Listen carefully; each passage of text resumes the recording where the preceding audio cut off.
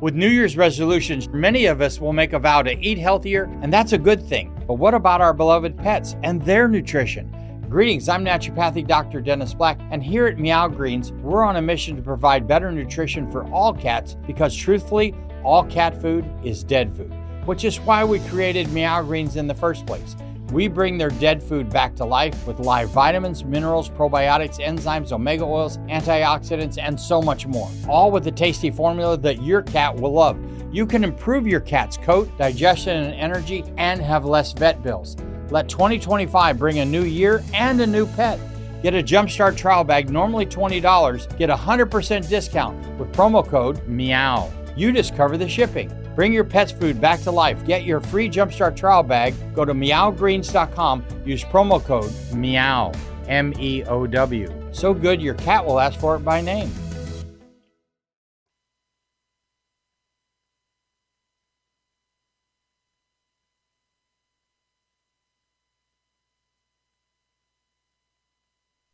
I have come here to chew bubblegum and kick ass.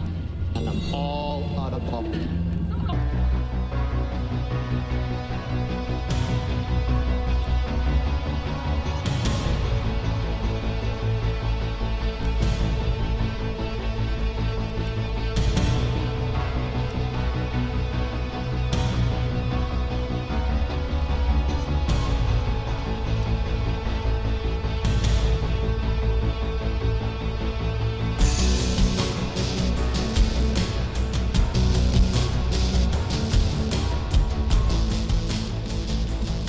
Ladies and gentlemen, boys and girls, children of all ages, welcome to the Bloviating Zeppelin's Berserk Bobcat Saloon radio show, live and direct from the SHR Media studios.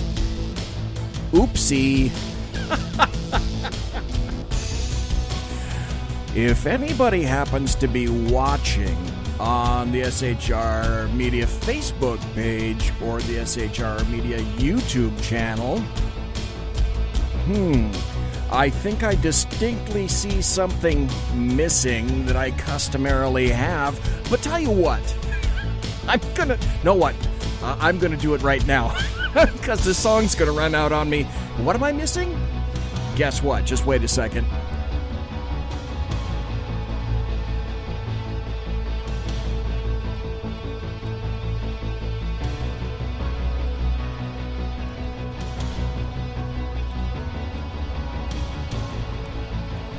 Okay, that's better.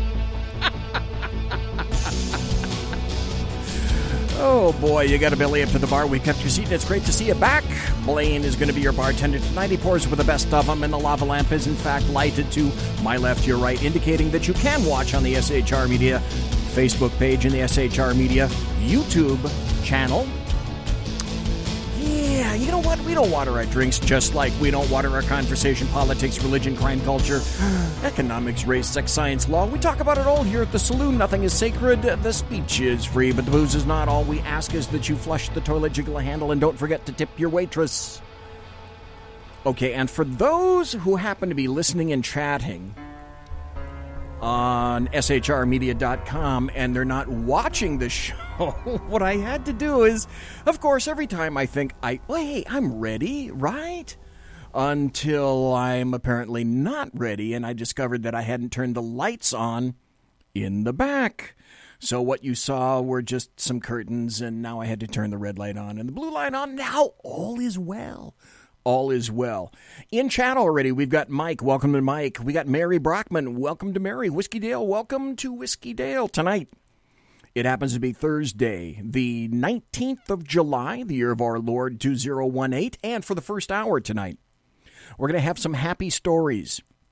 And some happy stories. The first happy story is definitely a happy story. The second and third happy stories, well, if you're looking for a massive dose of schadenfreude, look it up, then, yes, story number 2 and story number 3 would indeed be happy stories.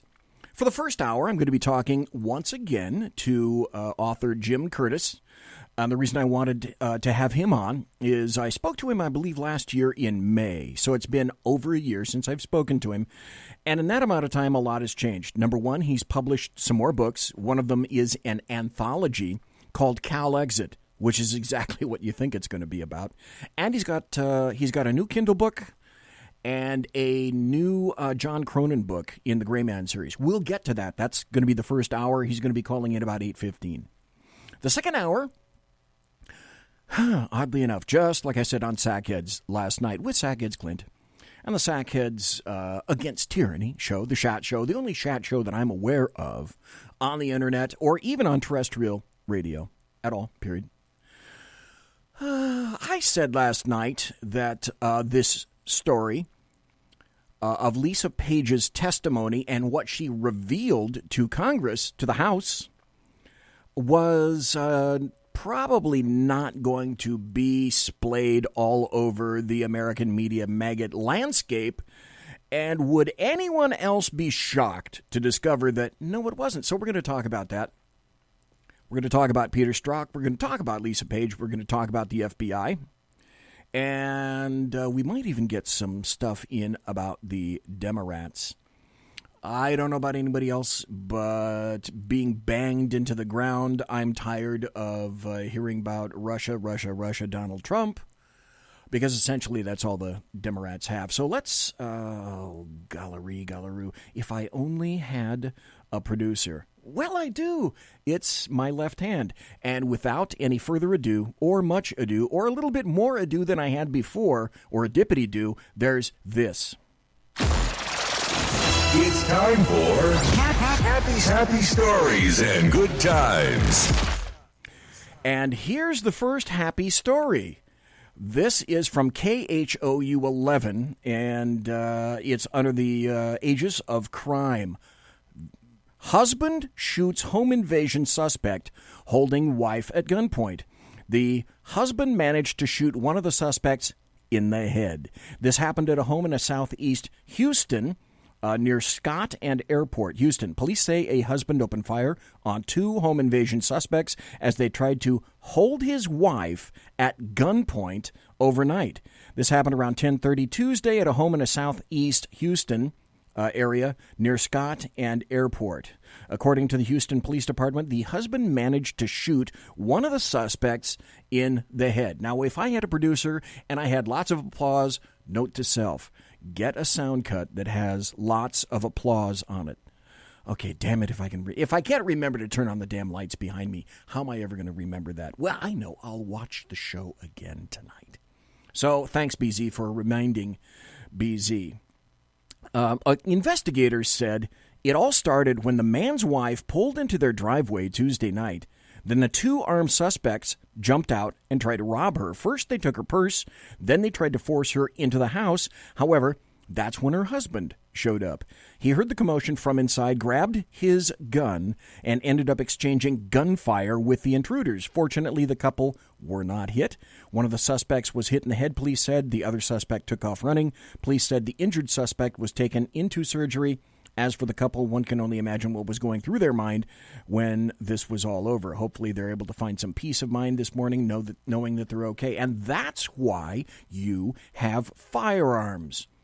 It's not for hunting. It's not for Bambi. It's for self-defense against individuals and fill in the blank. And I think you can fill in that blank most frankly, in my opinion.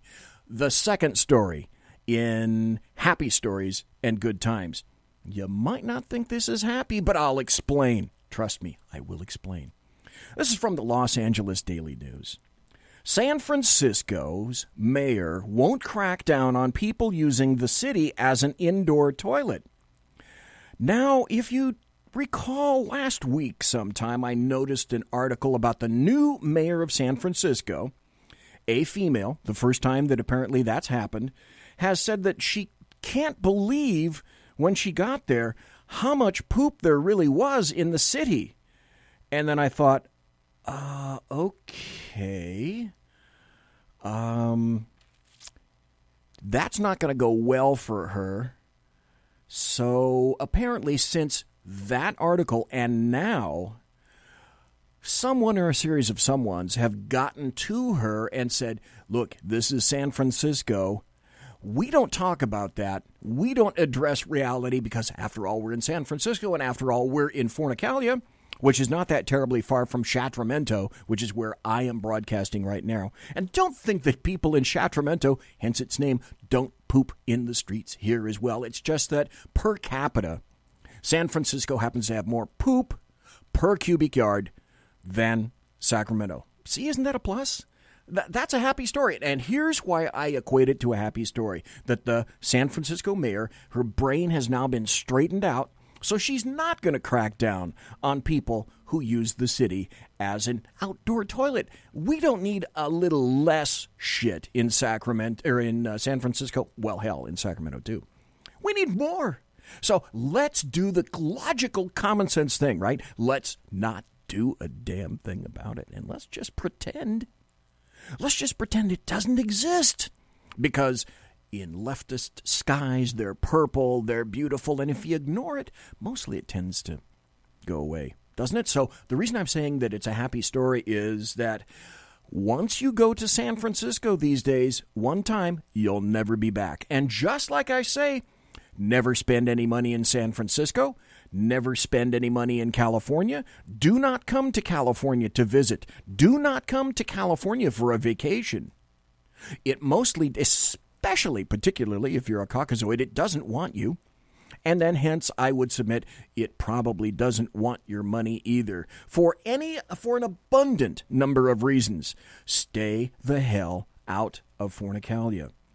Just a little important safety tip, and it really is a health safety tip now, from me to you. And here's the, this is an article from the Washington Times. This just came out, I think about an hour or two ago.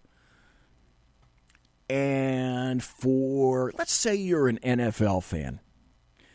And let's say that you're really looking forward to the coming season. And let's say it's July. And let's say that training camps and whatnot and some of the preseason stuff starts next month in August because, yeah, it's going to.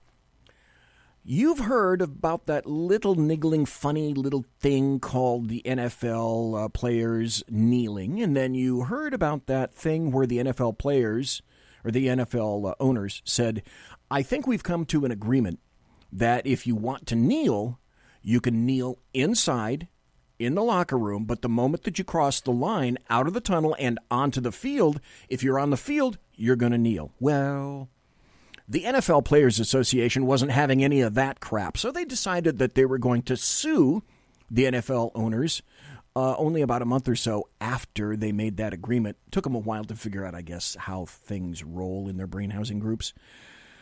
And so they're going to sue. And now, because of, apparently, the impending lawsuit, this article indicates, I can't wait for this season, I really can't. This article indicates NFL freezes anthem protest policy. And if you're not a big fan of the NFL, like I'm not a big fan of the NFL because they have disabused me of watching the NFL anymore. I have literally gotten out of the habit and couldn't care less about the NFL. No money, no watching, no promos, blah, blah, blah. This article just came out. The National Football League put on hold Thursday, today, its policy requiring players on the field to stand for the national anthem. In a statement, the league said it was engaged in, quote, confidential talks with the NFL Players Association to resolve a grievance the union had filed last week against the league, as I indicated. In order to allow this constructive dialogue to continue, we've come to a standstill agreement on the NFLPA's grievance and on the NFL's anthem policy, the NFL said in a statement today. No new rules relating to the anthem will be issued or enforced for the next several weeks while these confidential discussions are ongoing. So I guess it takes literally weeks on their planet to come to a decision of some sort. And does the phrase regarding this, does the phrase say, unintended consequences. Does that ring a bell with anyone? Because I think in a little bit it just very well may. The union also agreed not to engage in litigation over the new rule issued in May that said players who do not stand and show respect for the flag and the anthem can be fined. Our shared focus will remain on finding a solution to the anthem issue through mutual good faith commitments outside of litigation. Right. It wasn't immediately clear whether the statement countermands team rules, such as that issued earlier Thursday by the Miami Dolphins, saying players who disrespected the flag or anthem can be suspended for up to 4 games. And we have, so much for this, we have our first hour's guest in here tonight, and it's going to be my absolute pleasure to introduce, for the second time now, Jim Curtis to the Berserk Bobcat Saloon.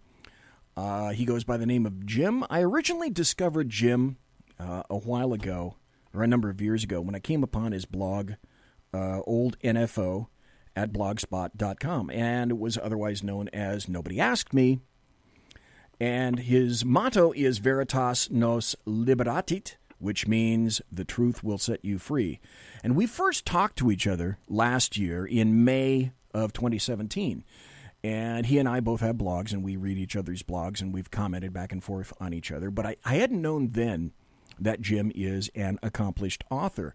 And I want to have him back on tonight because I'd like to talk about some of the new books that he's written. Now, he currently has 4 books out that I've read, beginning with The Gray Man Vignettes, first published in 2014. And I want to make this clear, not to be confused with the Mark Greaney series on The Gray Man. Gray Man for Mark Greaney is with an A. Gray Man for author Jim Curtis is with an E, and I'd like to make that distinction. Jim published 3 more books in the series: The Gray Man Payback in 2014, The Gray Man Changes in 2016, The Gray Man Partners in 2016, and he also had a foray into science fiction with his newly published book, Rimworld, Into the Green.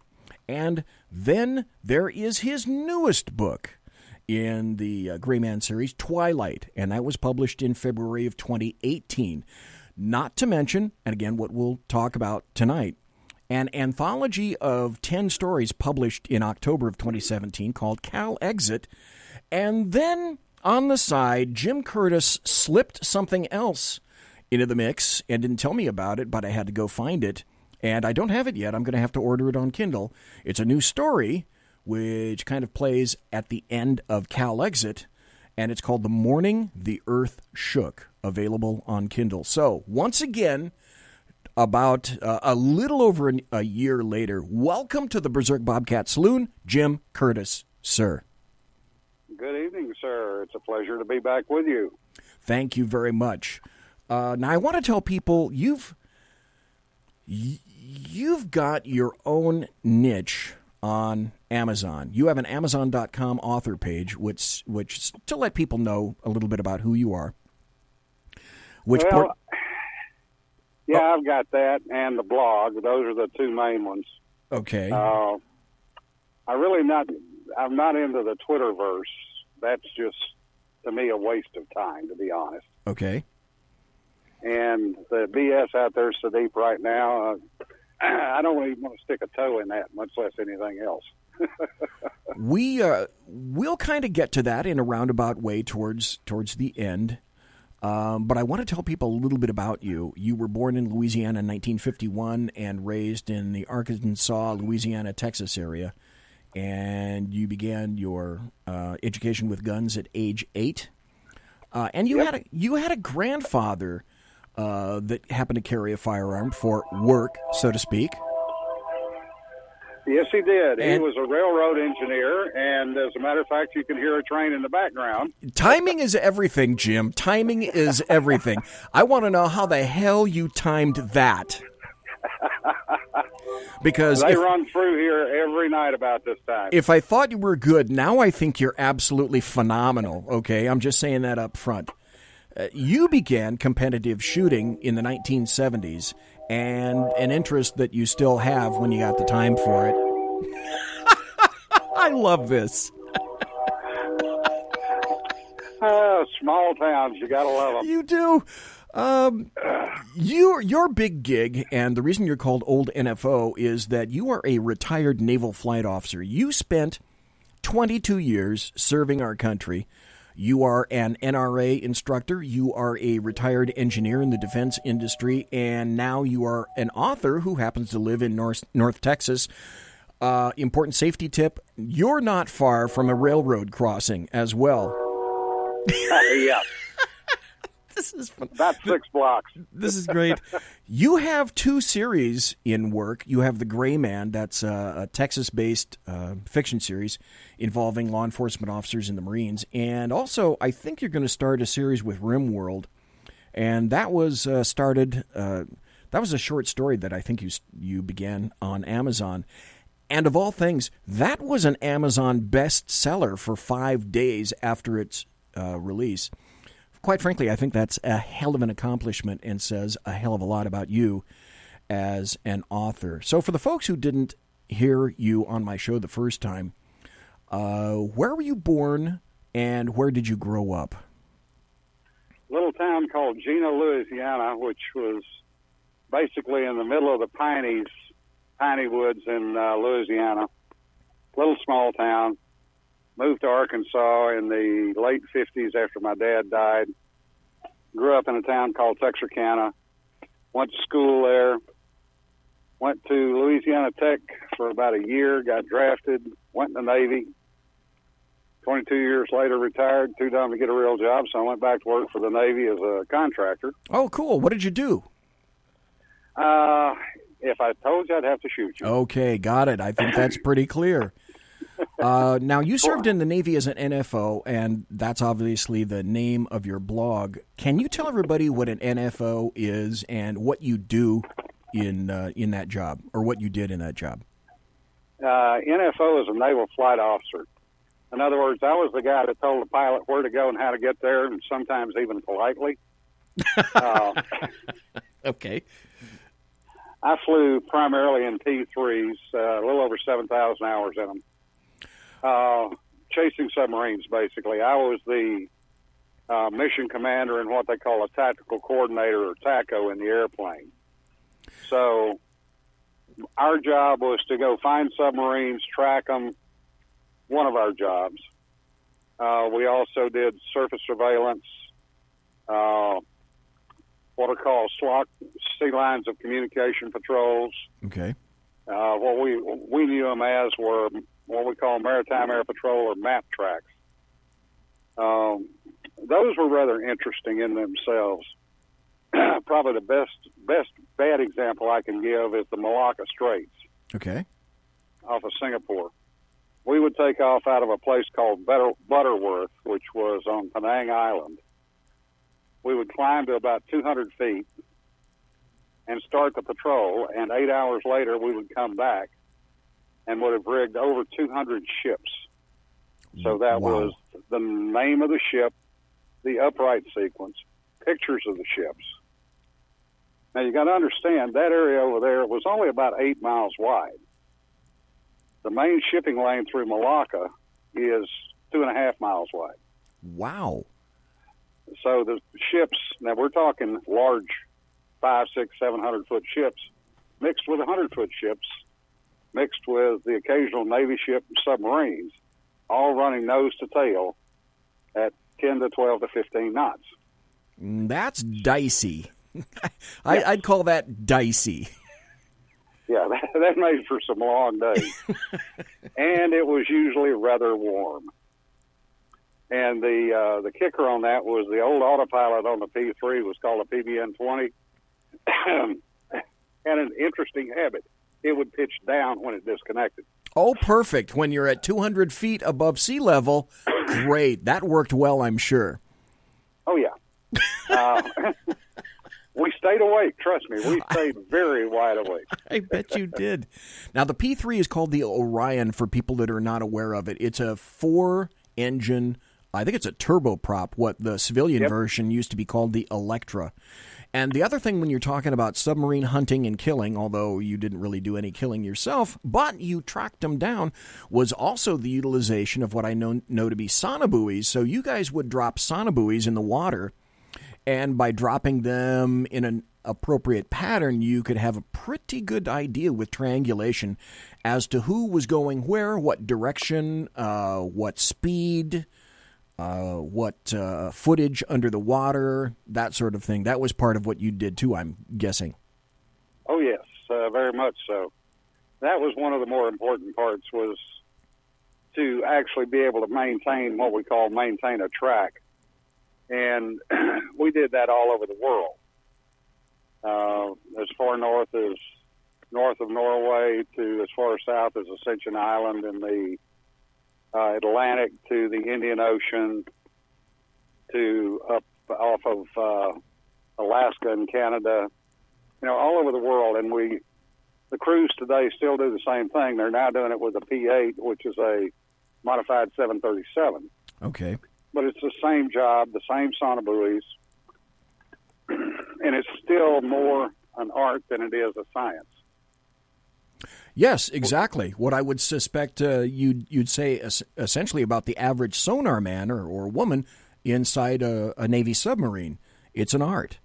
Being able to know and calculate what's happening, and you use your requisite training, education, and experience to come to a logical conclusion about what's occurring. And yeah, I can completely see where that would be an art. Let me ask you this, though. When you were doing this, was it the late 70s or the 80s when you were doing it?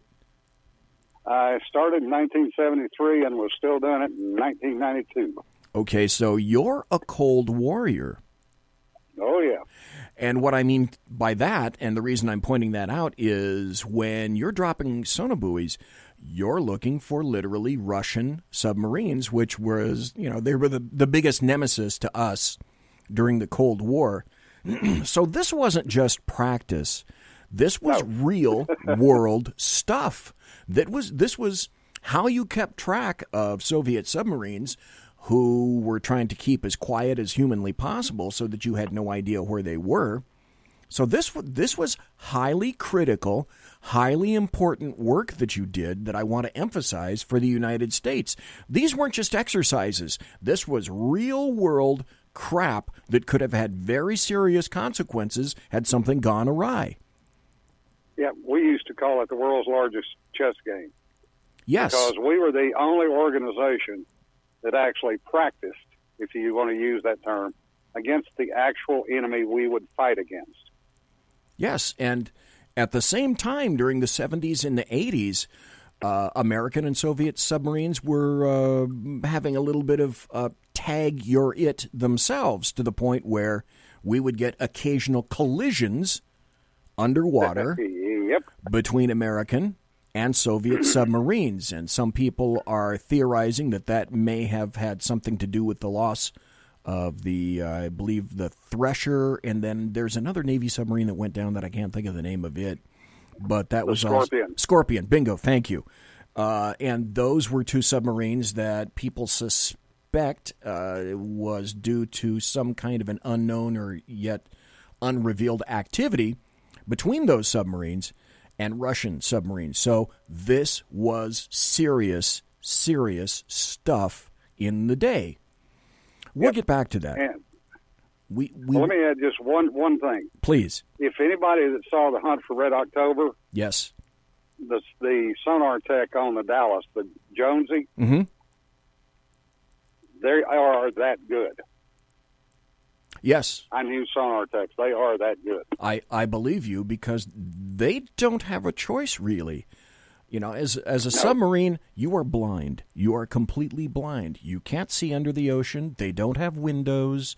Depending upon the depth, it's pitch black, so you have to rely on the technical prowess of generally one individual in a chair watching a screen and with a pair of headphones, like me right now, clapped over their ears, listening for sounds and trying to identify them with previously recorded sounds so that they can determine what kind of a submarine it is, its direction, etc.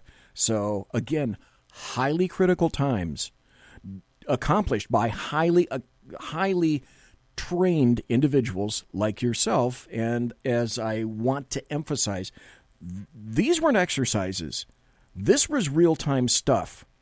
And had something gone wrong, you could have had potentially some kind of an international incident. And I'm sure there's much, obviously, that you can't talk about for clear reasons. And there's a lot of stuff we'll frankly never know about what happens under the ocean. You know, it's like going to San Francisco and sitting on a beach and saying, today I'm going to watch the international submarine races. Good luck with that. Folks, we're going to have to take a break. We are talking to Jim Curtis. He's an author of the Gray Man series involving his protagonist, John Cronin. We are going to take a break, and we'll be right back. Go nowhere, please. You're listening to the SHR Media Network. The new show on the SHR Media Network, Sackheads Against Tyranny, on SHRmedia.com. Go there quick like a bunny, 11 p.m. Eastern, 8 p.m. Pacific, every Wednesday, live and direct on the SHR Media Network. SHRmedia.com. Be there. Human by race, Christian by faith, American by nationality, and conservative by choice. Reverend Ralph J. Chittum Sr. is the right guy on SHR Media from 8:05 to 9 p.m., Monday through Friday. And if on the rare occasion I am ever wrong, I will still always be right. The right guy on SHR Media.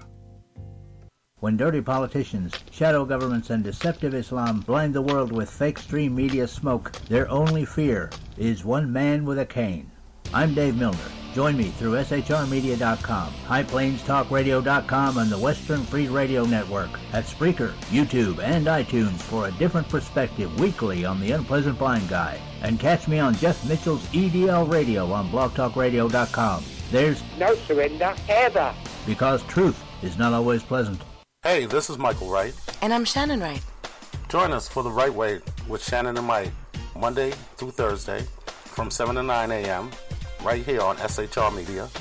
Why are they joining us? For fun things like sports, politics. Oh, maybe some news and entertainment?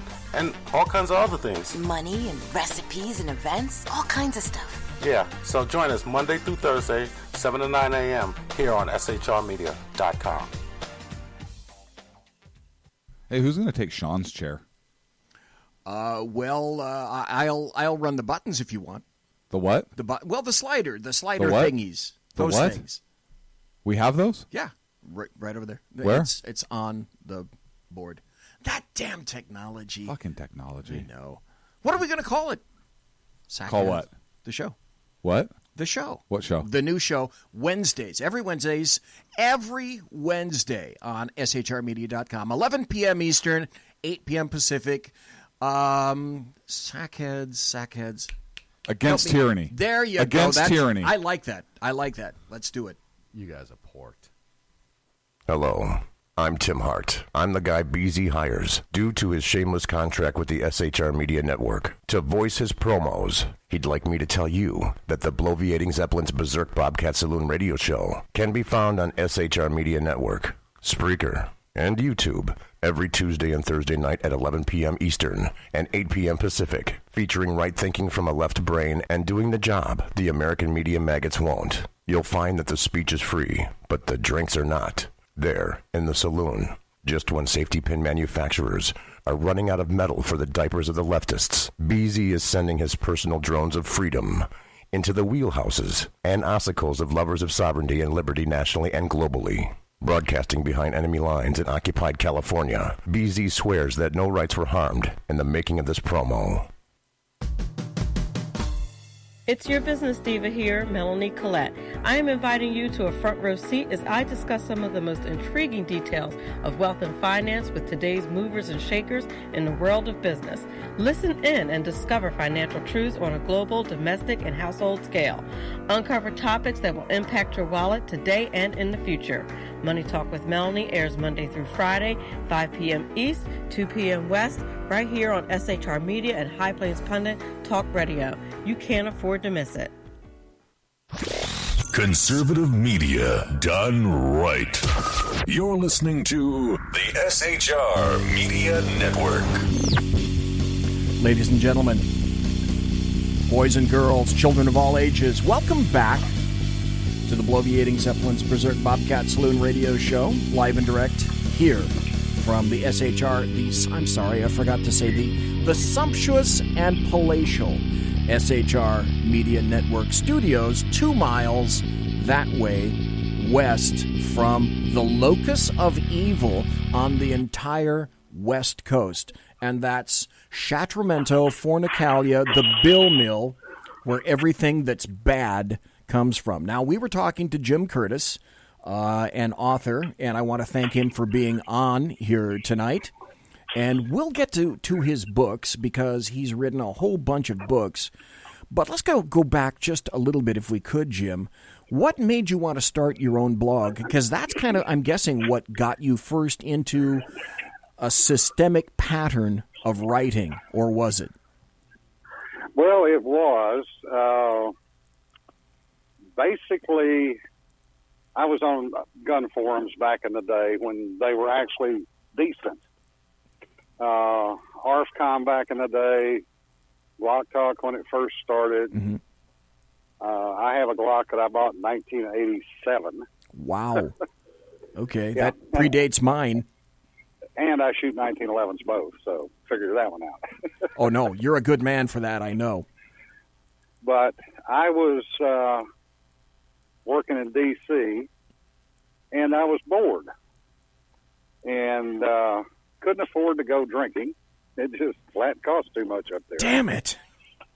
So we were starting to see the end of the gun forum, so to speak. The infamous Gecko 45 being a good example. Did you read Kim Detroit, by the way? Oh, yeah. Okay. Kim was one of the first blogs that I read. I wish he was back, man. He is back. Oh, is he? Yeah, there's actually a link on my blog to him now. Oh, damn, I'm going to have to go read him then, thanks. Yeah. But I just decided, what the hell? You know, I'm bored, I'm sitting at the computer. Everybody's talking about this blog thing, and I figured, I'll try it. What the heck? And put the first one up in 2007. And just started doing it from there. And that blossomed into probably about 3,000 readers a day. And the only thing that I really continued on as far as the forums was a place called the Firing Line, which then morphed into the High Road and Sniper's Hide. And to jump ahead a little bit, that's what got me started writing books was, believe it or not, the Firing Line and then the High Road, because Larry Correa was on there. Okay. Law Dog was on there. Peter Grant was on there. Marco Cluse was on there.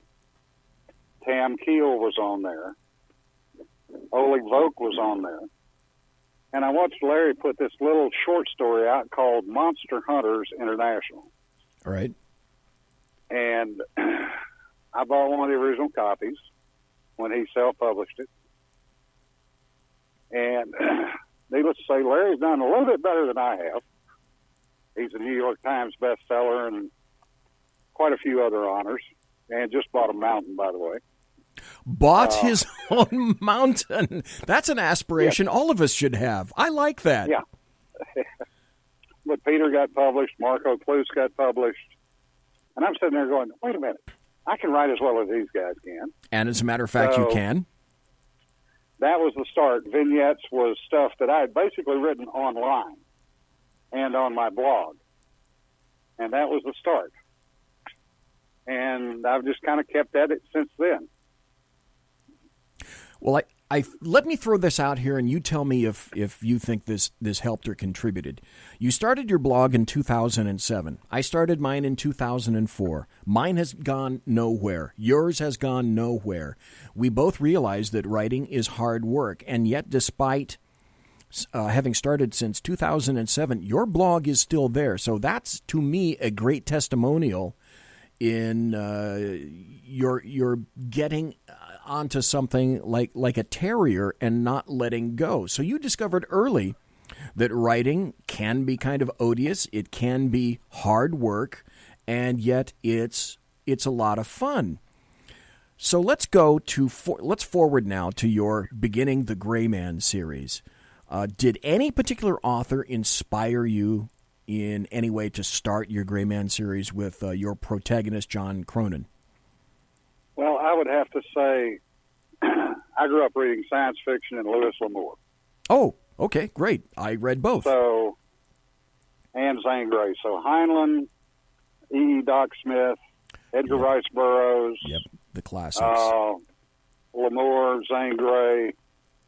You know, those were the people I started reading, and then fast forward and I see Larry get published, I see Marco get published, and it's like, I can do this, but the frustration for me in the novels that I was reading in the 2010 to 2014 time frame, when I was sitting on airplanes going all over the world for the Navy, was they weren't realistic first.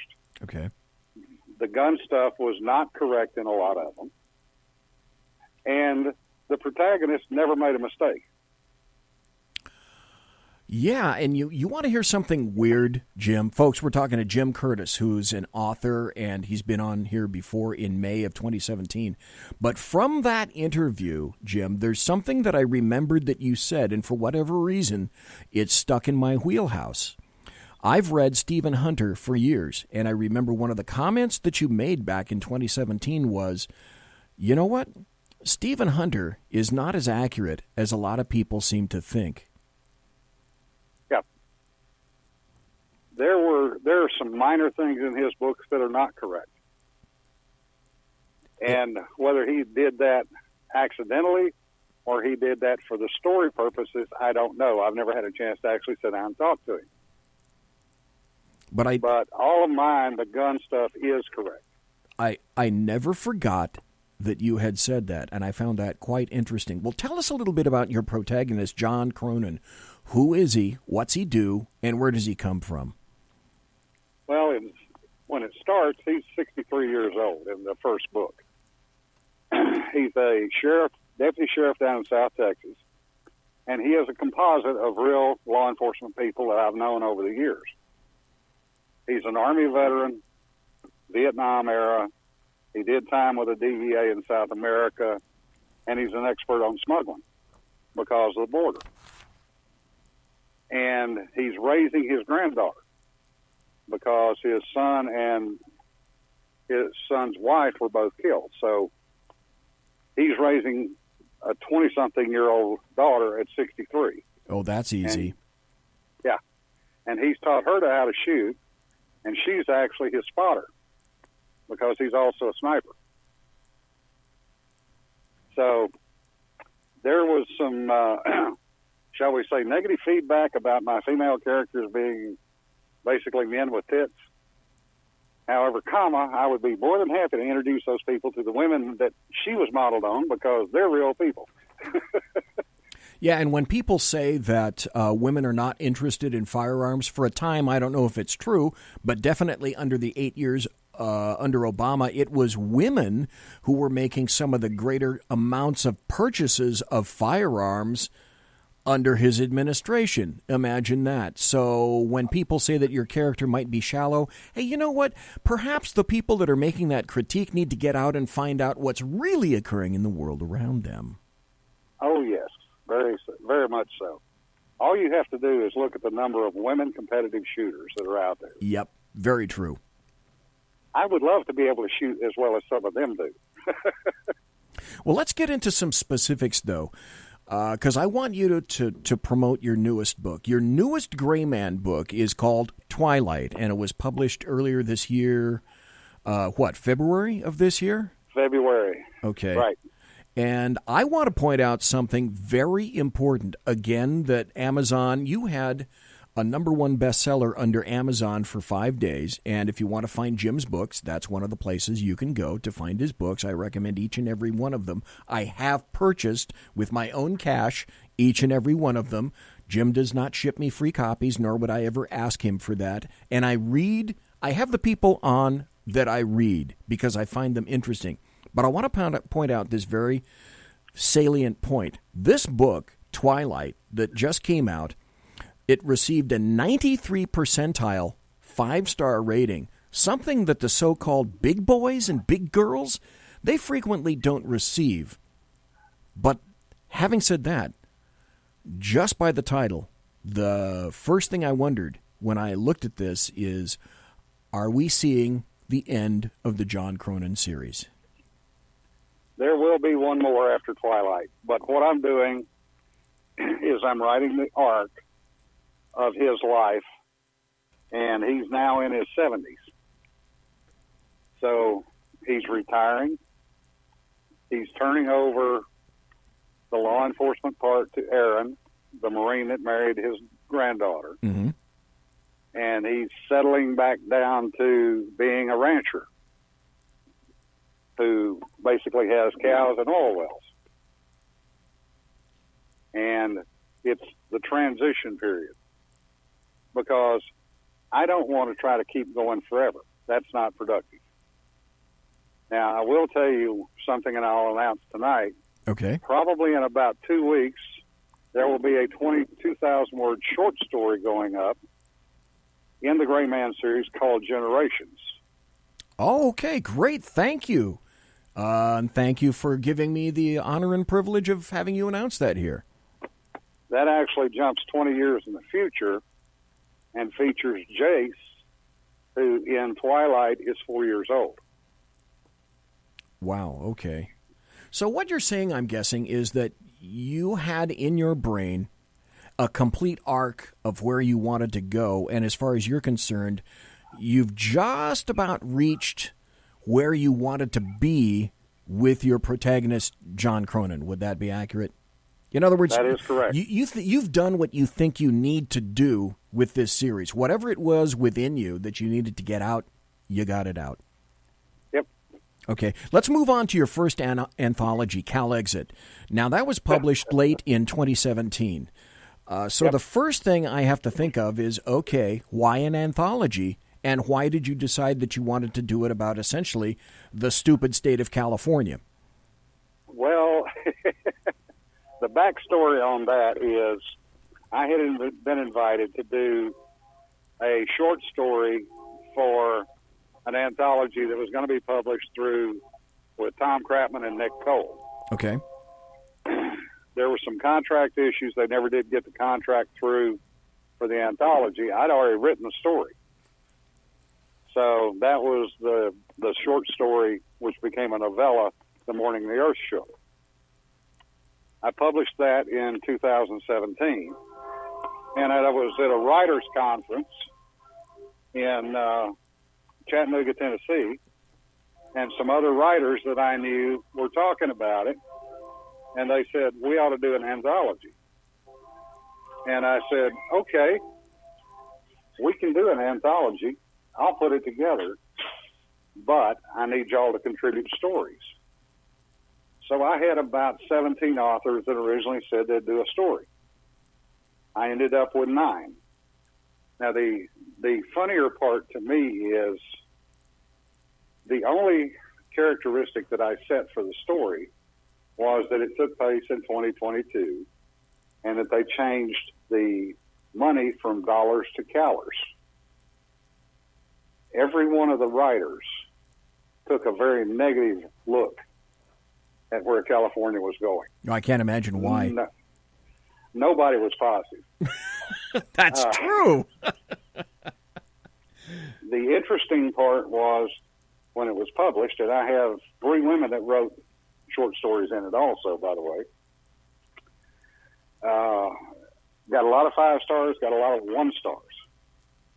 The 1-star reviews actually sold more books. I bet they did. Because one of the 5 stars was a gentleman named Kenny Lane, who is better known as Wirecutter online. Okay. And he gave it a 5-star. He said, I left California. Everything they say is true. And when my wife retires, I'm going to be doing the same damn thing. Yeah. It's interesting, though, that after your book came out, we were going to have something on the ballot where we'd be voting California to split the state into thirds. And the California Supreme Court just came out yesterday and said they're not going to allow that proposition to split the state into thirds on the November ballot. And I found that very, very interesting. Because if you do that, of course, each state gets to have 2 senators. And instead of one California with 2 senators, they potentially could have had, because this would have remained a blue state, clearly. There's no question about that at all. They could have potentially had 6 senators. And the Ninth Circuit basically the California Supreme Court basically shot them in the foot. Well, one of the things that they did, and you already know this, but the way they structured it was that it would stay blue because they put a major metropolitan area in each one of the 3 states. Exactly. Yes. Sackage Clint and I were talking about that last night, and we said this splitting it into the geographic area in which they formed, all they did was ensure that it would continue to be leftist in nature. So it's like, step back. What the fuck is the point? And the point was, as far as I could see, let's have more senators. Let's have more leftist senators. Well, that's exactly what happened, because if you read the original Jefferson proposal, they basically wanted to break off Northern California. Yes, and Southern Oregon. North of Sacramento. Yeah, so thank that God. Would dump all of the left-wing loonies into the same state. Yep. And they could become then conservative, which is what most of the people up there are. Yes. There may be 10 of us in the state, in Northern California. Maybe 11. I'm not sure. It vacillates back and forth, 10 or 11. I'd like to point this out from now and the last time that we spoke, between May of 2017, when I last talked to you, and now the intensity of this nation's divide has gotten to the point where leftists, they are truly advocating violence against those whose views are simply different from theirs. Yep. And that's what's changed. And the funny thing is, one of the questions that I had for you back then, because I went and listened to the show, I said, hey, Jim, where do you think we're going to be in another year? And it's been a little over a year. So where does this end, Jim Curtis? Where does this go? Is there a logical conclusion to any of this crap? I think, and as much as I hate to say this, I think that somebody is going to try to shoot the president in the near term. They have gone so far overboard, and nothing the left is trying is working. They've been trying for 18 months now to get articles of impeachment on him. The meeting in Helsinki, they came out of that saying high crimes and treason. Yeah, John Brennan came out and called him treasonous. Yeah. Well, he's not the only one. Oh, no. Some of the senators have said that, some of the congressmen now. That's true. The Justice Department, or the House Intelligence Committee, is now going to subpoena the translator to make him or her talk. I know. Isn't that obscene? That is so far over the top. Jim Curtis, I'd distill it down to this, and I'd like your opinion on where I'm going with this. I say this. I'm kind of in the Kurt Schlichter column of this. One side or the other has got to win. There are no two ways about it. Moderation just isn't going to cut it anymore. Bipartisanship and compromise won't do it. And you know what? At my age, I'm done. I'm done with both of those things. Leftists have managed to drag me kicking and screaming to the point where I've just concluded that I'm not surrendering any of my First Amendment rights. I'm not surrendering them, not to children, not to educators, not to the government, no one. And the same thing can be said, in my view, of the Second Amendment as well, and each and every subsequent amendment. My blog says, I am pushback, and I am pushback. Am I wrong about this? I ain't giving up, that's for sure. No, you're not wrong. One of the things that I find interesting is the Antifa, liberal left, the ones with their panties in an uproar. Correct. Up in Portland, got slapped down pretty heavily last month. Yeah, that was weird. The Patriot Prayer Group, which is not aggressive, fought back. And they kicked the Antifa's ass. And the Portland police came in and did not side with the left. We had a situation down here in Austin 6-8 months ago now where some of the Antifa tried to get up in the police face down there, and they met up with DPS. And DPS, which is our equivalent of state troopers, didn't even bother to get the riot gear out. All they got was the hickory sticks out and gave them a lesson in what you don't do in the state of Texas. You beat me to one of my next questions. I was going to ask you, Jim Curtis, if you have seen any of these changes occur where you live in Texas, and you just provided the answer, and that is, yeah, I've seen how these things are changing, and how they're changing in Texas as well. People are getting up on their hind legs. They are tired of it. Yeah. And this is what's interesting. I've got one friend that is gay and in a relationship, long-term relationship with another guy. He is moving from California to Texas. Really? He believes Texas is safer. Really? Did he happen to tell you why? He lives in Sacramento, or lived in Sacramento. They're in the process of moving this week. Good man, good men. Yeah. He was literally becoming in fear for his life. He said that they have given up on the gays. They've given up on the lesbians. Now everything is transgender. That is the only thing they're pushing. Another friend of mine who is a bisexual, she's lesbian, but bisexual. Okay. She has said the same thing. She said the left has thrown us under the bus. Now everything's transsexual. Isn't that funny, though? And the reason I find that interesting is because you're not a Twitter kind of guy, and I understand that. There's a hashtag on Twitter right now saying walk away.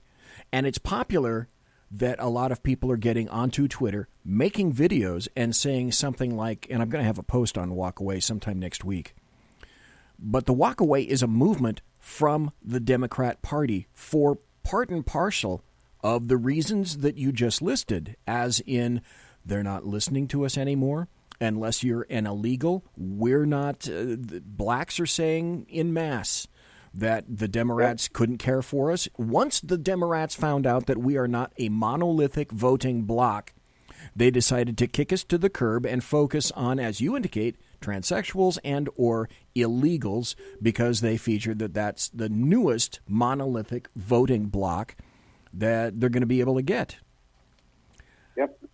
And the interesting part of that is I encounter some Hispanics that are legal immigrants, okay, on a routine basis. And they all tell me they don't want the illegals here. Yes, which is something that you never hear, what I call the LDAM, the leftists, Democrats, and American Media Maggots. You never hear them saying that. We got about 2 more minutes or a minute and a half before the end of this segment, and I want to, number one, thank you for being here tonight, but I want you to give out where you can be found, where you can be read, and if people want to find out more about your books, where can they get them as well? Okay, my blog is oldnfo.org, and it's a WordPress blog. The books are available on Amazon under J.L. Curtis. Okay. And that is both Kindle. I'm in Kindle Unlimited also. So if you're an unlimited member, you can basically read the books for your $10 a month and not have to buy them. And you can also order hard copy through Amazon or through Barnes & Noble. And just to give you an example, Twilight has sold about 1,000 books. Okay, good. In February. Good. 531 of those are hard sales, in other words, an actual book or a Kindle buy. Okay. And 448 of those are Kindle Unlimited. So very interesting. There is an interesting mix. It's almost 50-50 now with people reading it through Kindle Unlimited versus people that actually buy the book or buy the Kindle version. But I appreciate everybody that reads it, and I always like honest reviews. Listen, if there's one thing that I've discovered after talking to authors is if you think that you want to review the book, they ask, please review the book. Be honest, be truthful. They look for suggestions, etc., and I would imagine that you're in that same category as well. Be honest, be truthful, and tell me what you really think about the book. Oh, yes. And if you want to chew my ass for killing your favorite character, feel free. You won't be the first person that's done that. Ladies and gentlemen, boys and girls, children of all ages, we have been speaking to veteran and author Jim Curtis. Go out and get his books. I have a hardback, not a hardback, I have a paperback, actual physical copy, like the one that I'm holding in my hand right now, of Cal Exit. And Twilight is coming to my house. I happen to buy them all because I just like paper. That's me being weird. But Jim Curtis, thank you ever so much for being here in the saloon tonight. And you are cordially, of course, invited back any time that you'd care to return. Thank you, sir, and thank you for hosting me tonight. I really appreciate the time. And thank you. Folks, we've been talking to Jim Curtis. We got to take a break. When we come back, we're going to talk buttery politics. And we're going to ask ourselves, hey, what's up with the Democrats these days? I got a pretty good idea, don't you? You're listening to the SHR Media Network. The new show on the SHR Media Network, Sackheads Against Tyranny. On shrmedia.com. Go there quick like a bunny, 11 p.m. Eastern, 8 p.m. Pacific, every Wednesday. Live and direct on the SHR Media Network. shrmedia.com. Be there. Human by race, Christian by faith, American by nationality, and conservative by choice. Reverend Ralph J. Chittum Sr. is the right guy on SHR Media from 8:05 to 9 p.m., Monday through Friday. And if on the rare occasion I am ever wrong, I will still always be right. The right guy on SHR Media. When dirty politicians, shadow governments, and deceptive Islam blind the world with fake stream media smoke, their only fear is one man with a cane. I'm Dave Milner. Join me through SHRmedia.com, HighPlainsTalkRadio.com, and the Western Free Radio Network at Spreaker, YouTube, and iTunes for a different perspective weekly on the Unpleasant Blind Guy. And catch me on Jeff Mitchell's EDL Radio on BlogTalkRadio.com. There's no surrender ever. Because truth is not always pleasant. Hey, this is Michael Wright. And I'm Shannon Wright. Join us for The Right Way with Shannon and Mike, Monday through Thursday from 7 to 9 a.m., right here on SHR Media. Why are they joining us? For fun things like sports, politics. Oh, maybe some news and entertainment? And all kinds of other things. Money and recipes and events, all kinds of stuff. Yeah, so join us Monday through Thursday, 7 to 9 a.m. here on SHRmedia.com. Hey, who's going to take Sean's chair? I'll run the buttons if you want. The what? The slider the thingies. Those what? Things. We have those? Yeah, right over there. Where? It's on the board. That damn technology. Fucking technology. I know. What are we going to call it? Call what? The show. What? The show. What show? The new show, Wednesdays. Every Wednesday on SHRmedia.com. 11 p.m. Eastern, 8 p.m. Pacific. Sackheads. Against tyranny. There you Against go. tyranny. I like that. Let's do it. You guys are porked. Hello, I'm Tim Hart. I'm the guy BZ hires, due to his shameless contract with the SHR Media Network, to voice his promos. He'd like me to tell you that the Bloviating Zeppelin's Berserk Bobcat Saloon radio show can be found on SHR Media Network, Spreaker, and YouTube every Tuesday and Thursday night at 11 p.m. Eastern and 8 p.m. Pacific, featuring right thinking from a left brain and doing the job the American Media Maggots won't. You'll find that the speech is free, but the drinks are not. There, in the saloon, just when safety pin manufacturers are running out of metal for the diapers of the leftists, BZ is sending his personal drones of freedom into the wheelhouses and ossicles of lovers of sovereignty and liberty nationally and globally. Broadcasting behind enemy lines in occupied California, BZ swears that no rights were harmed in the making of this promo. It's your business diva here, Melanie Collette. I am inviting you to a front row seat as I discuss some of the most intriguing details of wealth and finance with today's movers and shakers in the world of business. Listen in and discover financial truths on a global, domestic, and household scale. Uncover topics that will impact your wallet today and in the future. Money Talk with Melanie airs Monday through Friday, 5 p.m. East, 2 p.m. West, right here on SHR Media and High Plains Pundit Talk Radio. You can't afford to miss it. Conservative media done right. You're listening to the SHR Media Network. This is it, the second hour. The first hour went done, gone, boom, next. We spoke to author Jim Curtis. Great guy. Enjoyed the hell out of him. And you know what's fun about reading authors, especially new authors? And Jim is relatively new. I think he began writing in 2014. The thing I enjoy about reading new authors, like, for example, Terrence McCauley. I'm going to have Terrence McCauley back. And Matthew Betley, I'm going to have him back. He's got a new book. And I want to have C.J. Box on sometime because he's an extremely accomplished author. But what I want to point out to Jim Curtis, if he's listening, and even to Terrence McCauley, if he happens to be listening, he listens occasionally in podcast, is I enjoy watching the growth of authors because you can compare their first work and enjoy it for itself and then watch as they change and develop and mature and just get damn better book from book from book to book and next book. And that's what I've watched when I've been reading Jim Curtis.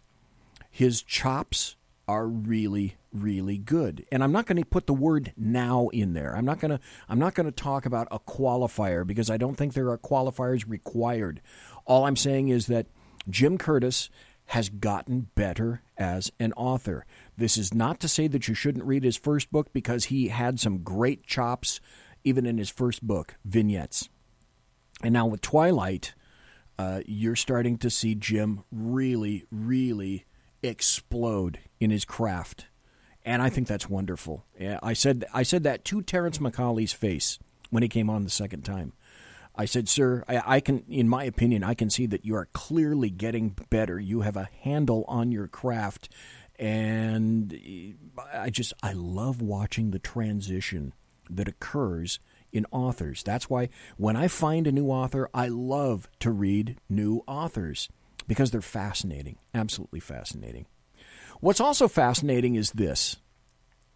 Last night on Sackheads Against Tyranny with Sackheads Clint, I happened to find, and I held it for the end of the show, an article.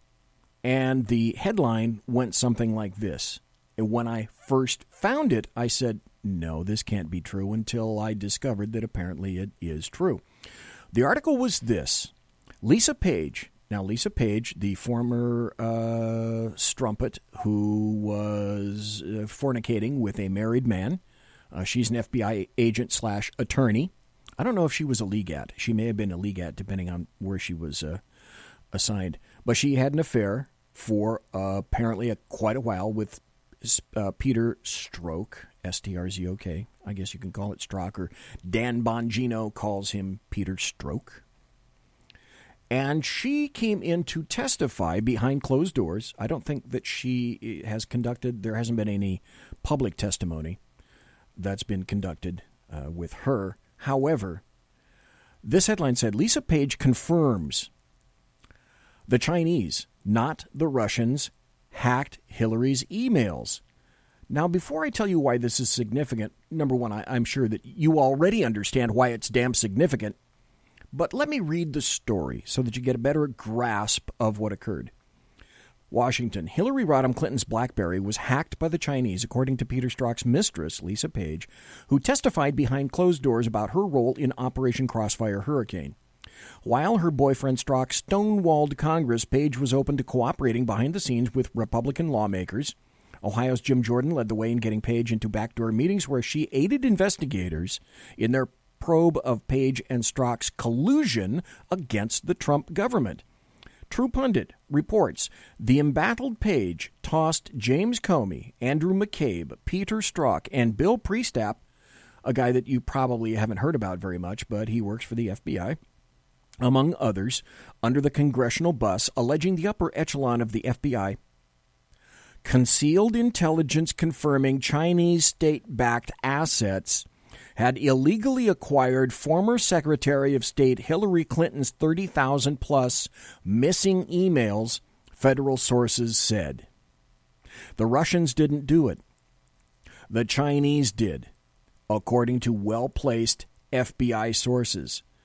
This fact is very important because it was reported at Breitbart during the first campaign that Hillary Clinton's BlackBerry was hacked by the Chinese.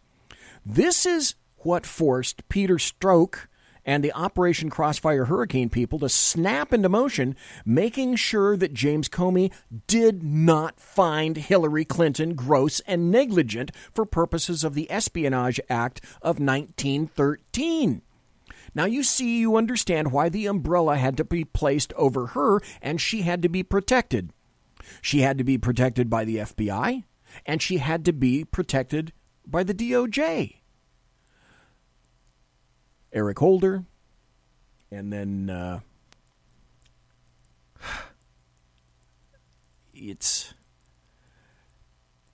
I knew that the information was going to get out. And I said at the time that it was like the tip of an iceberg. And I predicted, and it's proving true, that day by day, week by week, we're discovering more information about the depth and breadth of the corruption in the alphabet agencies. At the same time that leftists are pushing back against Donald Trump and anyone of a conservative bent who says that, maybe we ought to hedge our bets a little bit against total confidence in our alphabet agencies, to include the FBI, the DOJ, the NSA, and the CIA, but to name a few, because it turns out that, yes, they're kicking our confidence in them to the curb, because the revelations that are coming to the forefront now, you would never have found out had Hillary Clinton been elected as president, which is why you're finding unprecedented pushback by the alphabet agencies, because they know it's not too terribly much further before the real honest smoking gun is found, to the point where even the fucking American Media Maggots won't be able to do anything with it. And even they may have to acquiesce and say, well, maybe there is a there. And that's what all of these people live in abject fear of. Because one, it's all incredibly intertwined. It's all dovetailing. And we're discovering more information as the days and the weeks go by. Newly released emails show that Hillary Clinton was aware of the security problems with her personal BlackBerry, but used the device anyway for sending and receiving emails. Clinton's knowledge of the BlackBerry problem and her apparent disregard for its implications marks a crucial point in any potential criminal case that could be made against her by the Department of Justice. To prove a violation of the Espionage Act of 1913, prosecutors have to show that a person's gross negligence allowed national defense information to be lost, stolen, abstracted, or destroyed. Continuing with the article, because I didn't read it last night during Sackheads. I'm so sorry, but I'm just seeing this no BlackBerry contact permitted in my office, and I'm on the way to the shuttle to New York, Clinton said in an email to personal Clinton health advisor Mark Hyman on February 27, 2009. The email was obtained by Judicial Watch, a nonprofit transparency group that is suing the State Department. Tomorrow I leave for Egypt, Israel, Europe, and Turkey for a week. I hope the meeting and the hearing goes well. Let me know, Clinton added. She was referring to the fact that her BlackBerry was not allowed in her 7th floor Mahogany Row office at the State Department due to its security complications and vulnerability. But guess what? She decided in her infinite, smug, knowledgeable wisdom that she was going to keep on using the BlackBerry for classified information at least until 2011. Also, an aide. Her top aide at the time, Wendy Sherman, made it clear in a 2013 video that Clinton was exchanging classified emails on her BlackBerry that could not have existed on a non-classified system. So, after having broken essentially this story on Sackheads yesterday, putting it on my blog today, I thought when I wake up this morning, Thursday morning, I'm going to go to Drudge Report, I'm going to go to Fox, I'm going to go to ABC, CBS, NBC, CNN, MSNBC, blah, blah, blah, blah, blah, blah, blah. You see where I'm going with this? Not a fucking word. Not a peep. Nothing. Why is that?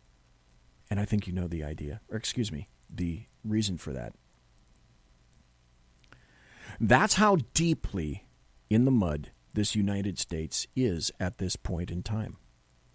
One of the reasons that people cannot trust the American media is they cover and not cover what they wish. Now, eventually, I believe this is going to get out. Because oddly enough, I haven't seen, and I went to go see my favorite little site like PolitiFact and Snopes, because they don't lean left or anything like that. There's nothing yet indicating it's like they're on silent mode. It's like they're in a submarine and everyone is going, shh, quiet. Everyone's listening and we can't cover this right now. It's not that they're saying anything negative about the story. It's not as though they're refuting the story or saying this is a bunch of crap. No, they're just not saying anything about the story at all. I will let you draw your own conclusions about that. Now we're going to talk about the conundrum of Page and Strzok themselves. This is from Fox News. Lisa Page is cooperative and credible, lawmakers say after a 5-hour closed-door session. Former FBI lawyer Lisa Page was cooperative and credible in a closed-door session with select House committee members that lasted nearly 5 hours.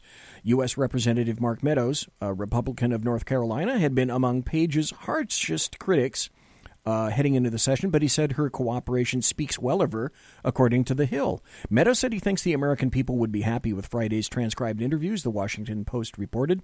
She's been willing to help in the spirit of transparency. We've certainly learned additional things today. And apparently some of the things they've learned that was revealed in that article have decided that they're going to stay silent for now. That would certainly be, however, in direct contravention of what little information the superior and keening little Peter Strzok deigned to parse out a couple of weeks ago on a Wednesday. Now, Lisa Page did defy, if you remember, a subpoena for last Wednesday, and she would have been held in contempt of Congress had she not appeared at that last Friday's session. She primarily answered questions about text messages with Peter Strzok that allegedly showed bias against then-candidate Donald Trump. And some of the people said, yeah, she's a credible witness. This is new information. That information is good and verifiable, and we kind of like it. Now, Lisa Page, okay, let's be blunt. she's nothing more than a stepping stone in a whirlwind of choices that Peter Strzok had to make in the past few years. Lisa Page was possessed of a certain, let's say, a certain Mayan, the likes of which Strzok apparently couldn't otherwise acquire at home, or else maybe he wouldn't have strayed. They were like common soldiers, united in thought and deed and pillow biting and politics, right? Say, isn't that a new Austrian industrial musical group? Pillow biting and politics. Now in German that would come out Kissen, Beißen und Politik, or maybe that's a new Angela Merkel call-in radio show. I'm not sure. And you, of course, remember this because I'm going to play it again. I'm sorry, call me bad and evil and mean. I'm going to play this again. This was the little tete-a-tete that Louis Gohmert had between himself and Peter Strzok. And speaking of strokes, during this and afterwards, the leftists themselves had, did they ever have strokes and I can't themselves. help but wonder, when I see you looking there with a little smirk, how many times did you look so innocent into your wife's eye and lie to her about Lisa? Mr. Chairman, this is outrageous. The credibility of a witness Shame is always on an issue. Mr. Chairman, please. Have you know, Chairman, this is intolerable. This is an entertainment gift that keeps on giving. Harassment of the witness. What's wrong with that? You need your medication.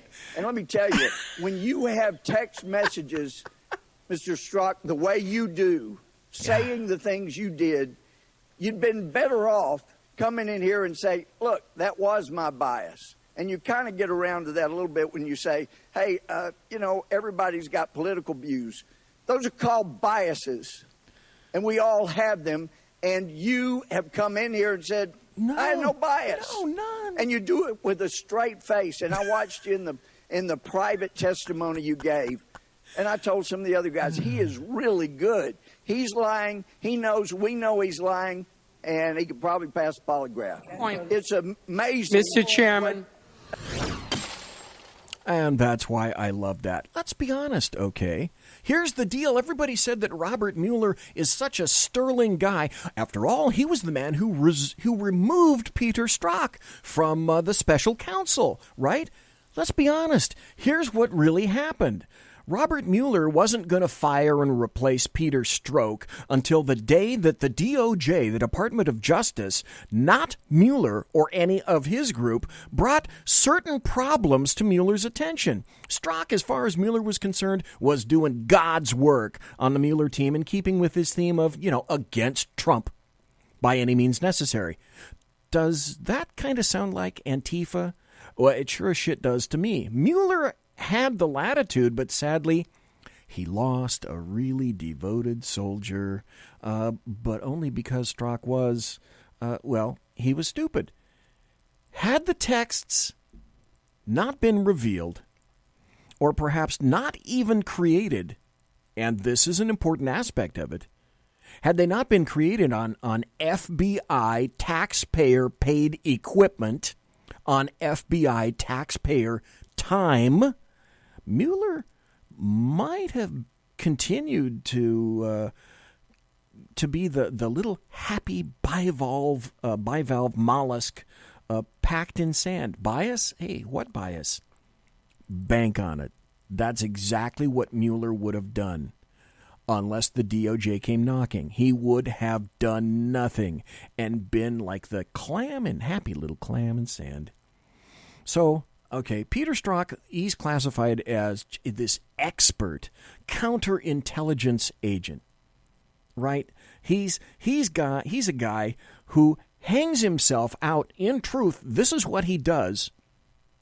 He hangs his butt out in a potential honeypot scheme, okay, opens himself to potential blackmail by opposing agents or forces, and then he conducts his bias and his political nature in the clear in today's digital age. Do you know, or have you learned nothing, Peter Strzok, about technology? We're supposed to trust this guy. That's a question. We're supposed to trust this guy? And then add in all of his egregious examples of bias in the Hillary Rodham Clinton investigation, because he's the guy that interviewed her, and the Trump-Russia investigation. So he got it great on both ends. He was able to minimize and negate, essentially, Hillary Rodham Clinton's involvement in any of this, and he was able to step into the Trump-Russia collusion investigation invited on board with open arms by Robert Mueller. It doesn't get any better than that. Okay, in the eyes of Stroke and everybody like him, as far as they're concerned, yeah, we, the people, we are that stupid, okay? So let me ask those, and I think I asked people yesterday, but I'm going to ask the question again. Let me ask those people who think that Stroke's documented written biases didn't affect his thoughts, his deeds, or actions. Let me ask you guys this question, all right? Let's insert your name for Trump's in all those text messages. Peter Strzok is subject to sitting on a jury where you're the defendant. Would you want him to be seated in the jury? I mean, after all, he insists that he can be completely unbiased. Now, one of the best tweets that I've seen about this issue came out by Ann Coulter. It was grand. I mean, if you liked Louis Gohmert, you're going to like this from Ann Coulter. And the tweet goes like this. Peter Strzok's wife threatened to leave until he explained that not once did he let his affair with Lisa Page affect any specific actions he took in their marriage. If that ain't grand, I don't know why. Plus, there's this that's also thrown into the mix that I want everybody to remember, because I know how the federal system works, and they give immunity to people for certain specific reasons when they're targeting an individual. Anybody remember when Andy McCabe, former number 2, the assistant director at the FBI before he got fired after an OPR review, recommended that exact same thing to the IG, the Inspector General, Michael Horowitz? Anybody remember the little statement from Andy McCabe that said, you know what? If I'm going down, others are going down with me. You said that as right. well. And Alan, here we have liberals and conservatives agreeing. Thank you. This is where civil libertarians, conservatives can agree. Unbridled power. Unchecked power to spy on American citizens for flimsy reasons, as they did with this Carter Page. Anyone looking at Carter Page, talking to him for more than 5 minutes, knows the idea that Carter Page is like work. By the way, this is Laura Ingraham on with, let me see, she's talking to Alan Dershowitz and Sarah Carter. By the way, if you're not reading or going to sarahacarter.com, one of the few real good damn journalists left in the United States of America, along, of course, with Susan Katz-Keating. Working with the Russians to throw the election is ridiculous. I'm sorry. I would bet my house on it. It's ridiculous. Alan, go. Well, remember, there's one other possibility of how information may be forthcoming. That is, McCabe may sue under his contract to get his pension, and there might be discovery and a trial, and that would be a way of getting even more information that maybe the OPR doesn't want to produce, but would have to produce as part of discovery to justify their actions, because he has a remedy under law. Well, his remedy under law is very limited, though. FBI does not have the same protection. Listen to this now. This is very important in terms of civil service law. Of the Merit Service Protection Board as other federal employees. So I think he's very limited, frankly. Let me read a little bit more. We have more now from Andrew McCabe's statement just released, guys, after his firing tonight. He writes, the OIGs, the Officer Inspector General, focus. So, by the way, if you haven't grokked already, this is just after McCabe's firing, but I want you to hear this because of the sentence that I told you about a little bit earlier before I begin playing this cut. On me, and this report became a part of an unprecedented effort by the administration, driven by the president himself, to remove me from my position, destroy my reputation, and possibly strip me of a pension that I worked 21 years to earn. Sarah Carter, he is focusing on the president, and I think that the fact that he's going back to Trump tells you a lot more about Andrew McCabe. He is furious at the president. It's directed at the president. He's going to get a lot of attention because of his focus on the president. Here's the point. President Trump had nothing to do with it. Again, this points to the fact that almost all of these shitsticks at the FBI are abject liars, continue to do so because people do not call them out on it. Andrew McCabe knows full fucking well that what occurred is the OPR, the Office of Professional Responsibility, conducted an investigation on Andrew McCabe, the number 2 guy, the assistant director at the FBI. They concluded that he was not honest with them in certain speeches with them, in talking to them, and also in talking to other FBI agents. Then OPR, which is the equivalent of IA, the internal investigations portions of police departments around the country, recommended his firing, and then the Inspector General, Michael Horowitz, weighed in on this, concurred with the OPR's conclusions, and then also officially recommended McCabe's firing, which then occurred. Trump had nothing to do with it. This is the FBI attempting themselves to clean house, meaning it was so egregious that they couldn't even let Andrew McCabe get away with this. It's so interesting. He believes this is all about the president. No, this is about his colleagues at OPR who found him, the lack of candor, who found he had Lying. Plain and simple, he lied. A lot of former FBI agents that I've spoken to and current said, I hope he's fired. Is he going to get fired today? That's all I kept hearing all day because they realized that if they had done this, they would have been fired too.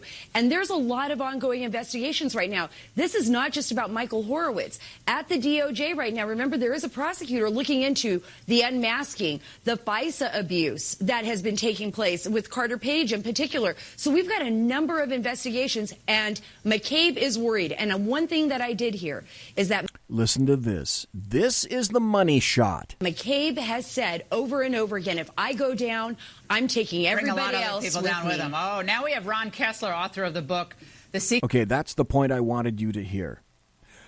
McCabe is saying, if I go down, I'm going to make sure that other people go down with me as well. It's time to take a break. Folks, you're listening to the Bloviating Zeppelin's Berserk Bobcat Saloon radio show live and direct here from the SHR Media studios. Go to shrmedia.com for all your political and broadcast needs. Go ahead. Go there. You're listening to the SHR Media Network. The new show on the SHR Media Network, Sackheads Against Tyranny. On shrmedia.com. Go there quick like a bunny, 11 p.m. Eastern, 8 p.m. Pacific, every Wednesday. Live and direct on the SHR Media Network. shrmedia.com. Be there. Human by race, Christian by faith, American by nationality, and conservative by choice. Reverend Ralph J. Chittum Sr. is the right guy on SHR Media from 8:05 to 9 p.m., Monday through Friday. And if on the rare occasion I am ever wrong, I will still always be right. The right guy on SHR Media. When dirty politicians, shadow governments, and deceptive Islam blind the world with fake stream media smoke, their only fear is one man with a cane. I'm Dave Milner. Join me through shrmedia.com, highplainstalkradio.com, and the Western Free Radio Network at Spreaker, YouTube, and iTunes for a different perspective weekly on the Unpleasant Blind Guy. And catch me on Jeff Mitchell's EDL Radio on blogtalkradio.com. There's no surrender ever. Because truth is not always pleasant. Hey, this is Michael Wright. And I'm Shannon Wright. Join us for The Right Way with Shannon and Mike, Monday through Thursday from 7 to 9 a.m., right here on SHR Media. Why are they joining us? For fun things like sports, politics. Oh, maybe some news and entertainment? And all kinds of other things. Money and recipes and events, all kinds of stuff. Yeah, so join us Monday through Thursday, 7 to 9 a.m. here on shrmedia.com. Hey, who's going to take Sean's chair? I'll run the buttons if you want. The what? The slider thingies. The those what? things. We have those? Yeah, right over there. Where? It's on the board. Goddamn technology. Fucking technology. I know. What are we going to call it? Call what? The show. What? The show. What show? The new show, Wednesdays. Every Wednesday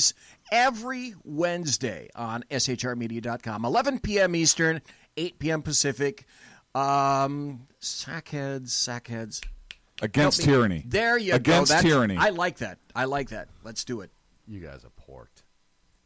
Hello, I'm Tim Hart. I'm the guy BZ hires, due to his shameless contract with the SHR Media Network, to voice his promos. He'd like me to tell you that the bloviating Zeppelin's Berserk Bobcat Saloon radio show can be found on SHR Media Network, Spreaker, and YouTube every Tuesday and Thursday night at 11 p.m. Eastern and 8 p.m. Pacific, featuring right thinking from a left brain and doing the job the American Media Maggots won't. You'll find that the speech is free, but the drinks are not. There, in the saloon, just when safety pin manufacturers are running out of metal for the diapers of the leftists, BZ is sending his personal drones of freedom into the wheelhouses and ossicles of lovers of sovereignty and liberty nationally and globally. Broadcasting behind enemy lines in occupied California, BZ swears that no rights were harmed in the making of this promo.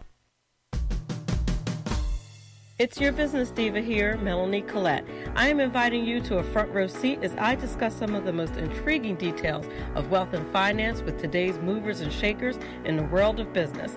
Listen in and discover financial truths on a global, domestic, and household scale. Uncover topics that will impact your wallet today and in the future. Money Talk with Melanie airs Monday through Friday, 5 p.m. East, 2 p.m. West, right here on SHR Media and High Plains Pundit Talk Radio. You can't afford to miss it. Conservative media done right. You're listening to the SHR Media Network. This is the final half hour. Thanks for listening. Thanks to Jim Curtis, my author from the first hour.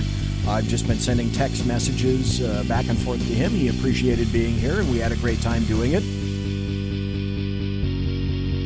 Now we're talking about the LDAM, leftist Democrats and American Media Maggots, and how a very important article about the true nature of Hillary Rodham Clinton's emails and her text messaging. Lisa Page released or indicated, testified in closed-door hearings that, well, it was China, apparently, who hacked HRC's equipment, not Russia, as everyone else was expected to say.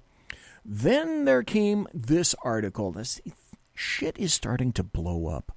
I don't know if you're noticing that, but shit is starting to blow up all across the fruited plain, on the leftist side, on the Democrat side, and certainly the American Media Maggots side. Here's another article that indicates that very self-same thing. Dodgy anti-Trump dossier authors, by the way, that would be Christopher Steele, his tale of Russian meddling clashes now with Mueller's findings. Imagine that. Dossier writer Christopher Steele's assertion that Moscow bankrolled its election hacking through laundered pension funds via Russian diplomats in Washington isn't supported by two official U.S. reports. Mr. Steele, whose anti-Trump work was financed with money from the Hillary Clinton campaign and the Democrat National Committee, wrote of an elaborate money-skimming operation by the embassy and other consulates. A diplomat spy in Washington, he said, was involved in laundering Russian veterans' pensions to pay for hacking Democrat Party computers and stealing documents. Special counsel Robert Mueller's indictment of 12 Russian intelligence officers on Friday offers what appears to be the first official report on how Moscow paid for the hacking. The indictment makes no mention of diplomats or pension funds. The indictment says the Russians used crypto or digital currencies to pay vendors for the use of servers and internet domains. The indictment does not state the ultimate source of money to purchase cryptocurrencies whose owners' identities are easier to hide than those using traditional bank transactions. What's more, the operation was not expensive. The Mueller indictment puts the costs of servers and domains at $95,000 to try to wreck the 2016 U.S. presidential election. In a second report on hacking on March 22nd, Republicans in the House Permanent Select Committee on Intelligence also made no mention of any Russian embassy role or pensions. A congressional source says the committee heard no evidence of pension money laundering. Overall, the Republican majority concluded there was no evidence the Trump campaign colluded or coordinated with Moscow in its concerted 2015-16 effort to hack Democrat Party computers and spread false anti-Clinton stories on social media. Mr. Steele, however, said Trump campaign manager Paul Manafort and campaign volunteer Carter Page jointly coordinated the Russian interference with Moscow, but there is no evidence the two knew or talked with each other. And Mr. Steele's dossier describes an unverified extensive conspiracy between the Trump campaign and the Kremlin. Russia raised the money, he said, by skimming money from pensions to Russian nationals living in the U.S. Here's Mr. Steele's description. In the wider context campaign-Kremlin cooperation, source claimed that the intelligence network being used against Clinton comprised of three elements. There were agents, facilitators within the Democrat Party structure itself. Secondly, Russian agents and associated offensive cyber operators based in the U.S. And thirdly, state-sponsored cyber operatives who happen to be working in Russia. This is very interesting. Mr. Steele's tale of laundered pension funds contained an accusation directed straight at the Russian embassy in Washington. He accused Mikhail Kalugin, chief of the economics section, of heavy involvement in the pension scam. Mr. Steele said he was whisked out of Washington on short notice as news of Russian hacking gained steam. So basically what we're seeing is this information. Now there are little stress cracks and fractures. I got a final story. I think I'll be able to do it in the remaining 20 minutes.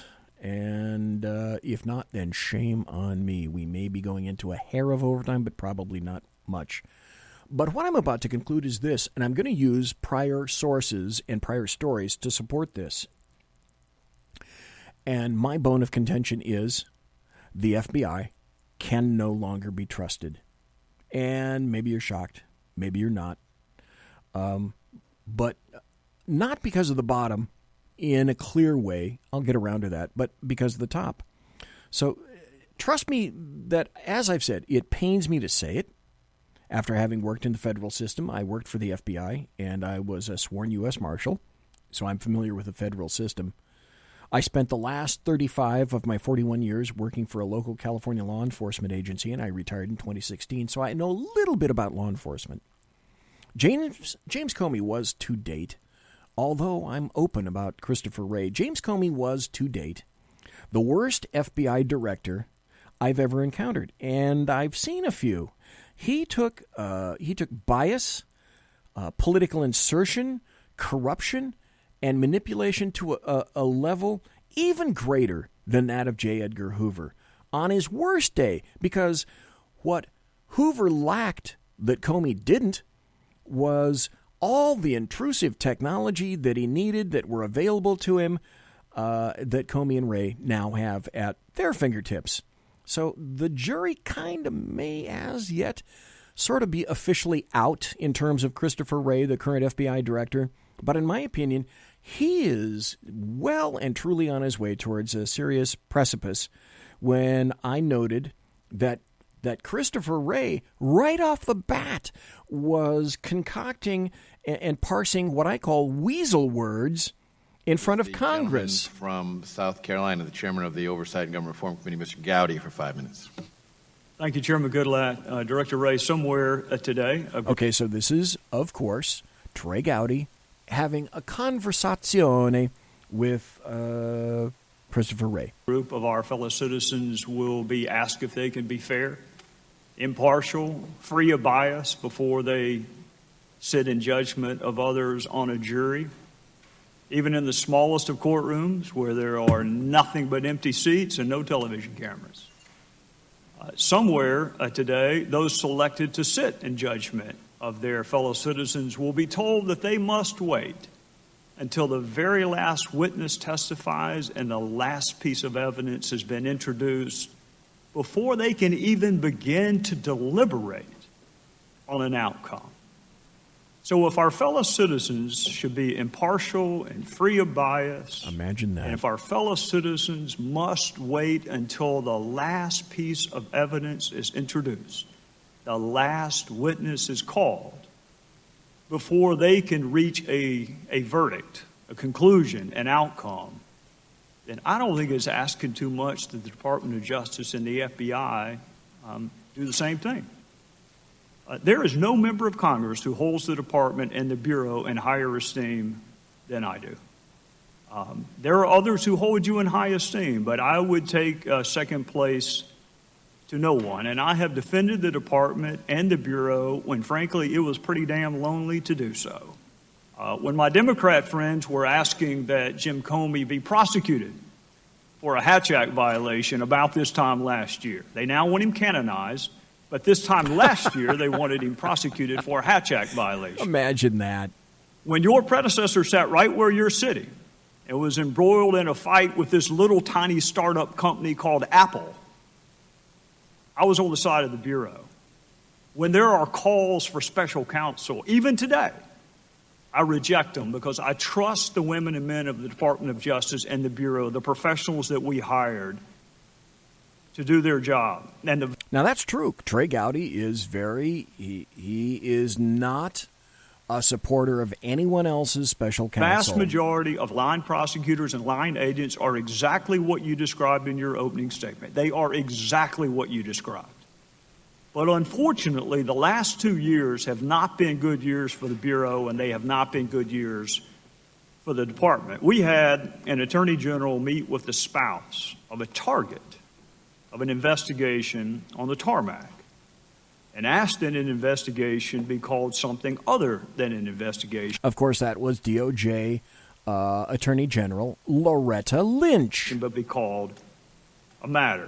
We've had an attorney general recuse himself from the largest, most significant investigation currently in his office. And will ever be in his office, making Jeff Sessions one of the worst, cowardly, craven attorney generals I have ever had the displeasure to witness. We had the director of the FBI appropriate a major charging decision away from the Department of Justice because he was concerned that the public wouldn't have confidence if the Department of Justice handled that decision themselves. And that was their job to do. What no one points out is that Comey decided he was going to do his job, and he was going to do the job of the DOJ at the time, according to Loretta Lynch, because she didn't want to step in a pile of steaming shit. As far as she was concerned, that was a great thing. I'll let Jimmy the Leak take it on the chin for me. We had an FBI director write 2 politically volatile letters weeks before an election. We had an FBI director memorialize conversations he had with the President of the United States because he didn't trust the President's recall of those conversations. Now, do you think the President of the United States, Donald John Trump, hasn't read or hasn't been told about that? That is to say, an FBI director having no confidence in him. And you should wonder at all why the President of the United States, the current sitting President of the United States, tends to say something similar to, you know what, my confidence in my DOJ and my confidence in the alphabet agencies and the FBI is along that line too, you know. And I think what frustrates some folks is when Director Comey wanted special counsel for President Trump, he leaked one of those memos. When he didn't have confidence in Loretta Lynch, we didn't hear a word about it.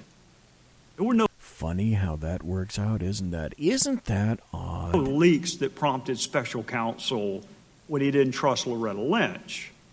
There were leaks when he decided he didn't trust President Trump. We've had an acting AG fired. We've had the director. This is why I like Trey Gowdy's incisive viewpoints and his incisive language, his precise, common sense, logical, but very precise language, because he was a prosecutor. The FBI fired. And we can't manage to find prosecutors who haven't donated to presidential candidates. Out of all the universe of prosecutors that you used to work with, and I used to work with, and Johnny Ratcliffe used to work with, we can't find a dozen that haven't donated to major political candidates. Well, they must not be out there. And now we have Special Agent Strzok. It was the Inspector General, not the Department of Justice, not the Bureau who found these texts. It was the Inspector General. And I share your confidence in his objectivity. I share it. But it shouldn't have been the Inspector General that had to bring this to our attention 12 months after it happened. Thank you. And that same agent is the one who reportedly interviewed Secretary Clinton in an interview that you and I have never seen conducted that way before. To have potential witnesses and potential targets sit in on a witness interview, I appreciate your professionalism and your unwillingness to want to say how unprecedented that is, so I'm not going to ask you. I'll just tell you, it's unprecedented. And that same agent is alleged to have been the one that changed the language. You're right, they are synonyms. Extremely careless is a synonym for grossly negligent, which begs the question, why change it? But you and I know why it was changed. It was changed because the statute says grossly negligent. And if you're not going to charge someone, God knows you don't want to track the statute with the language that you use. That would be stupid. What's also stupid is to do that memo 2 months before you've interviewed the target. That memo was drafted before the last witness was interviewed. Director, it was drafted before the target of the investigation was even interviewed. Which makes people wonder, was the decision made before the interviews? Stop just for a second. Think about this. Think about the implications. You're talking about a sitting congressman, Trey Gowdy, who's pointing out such brain-glazingly obviously salient points to a current FBI director, and that he would even have to say this, and that Christopher Wray or anyone else would have something bombastic to say as a reply to that, to the facts in evidence, the facts of the matter, is a shatteringly amazing commentary upon the status of the FBI in terms of a valid law enforcement agency today. Which is why I go back to say, listen to what has been said all this hour about the FBI, about Lisa Page, about what's been going on. That this country has gotten to that point where this man, Trey Gowdy, has to recap such obvious things, and even that falls on deaf ears? Where is really this country right now? Where is it going? I wish I could tell you. I have no faith in the FBI, and Trey Gowdy is delineating quite clearly why that is. We're finished.